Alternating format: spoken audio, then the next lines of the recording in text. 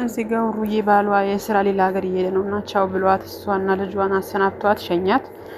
ከዛ መጨፈር ጀመረች። ልጇም ደስ ብሏታልና ተስጨፍር ገና አባትየው ገና ሳይሄድ የላጋ አጠቢ ያለቻት ገርቼ ትንሽ ህፃን ልጅ ዱባ እሷ አትሰራም ጉርግሯን መብራት ጀመረች። ልጇን እያስወለወለች ልጇ ደግሞ እያለቀሰች እየበላች ነው መኝታ ክላሷ። ሌላ ውሽማ መጣ። ጭራሽ ቤት በራሱ ከፍቶ ገባ። ከውሽማው ጋር ቺርስ እየጠጣች ህፃኗን ልጇን እየጨፈረች ጭራሽ ቤት ውስጥ ማለት ነው። የድሮ ፍቅራቸው እያስታወሰች ታለቅሳለች ህፃኗ። ጭራሽ ይዟት ሌላ ቦታ ሄደ በመኪና።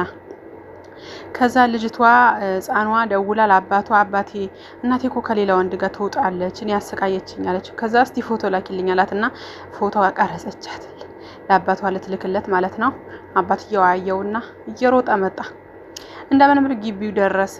ደስ ሲል ከዛ ሚስቱን ሻንጣ ይዞ አባረራት ከቤት። ልጁን አቅፎ ገባ። እሱና ልጁ በደስታ በፍቅር መኖር ጀመሩ።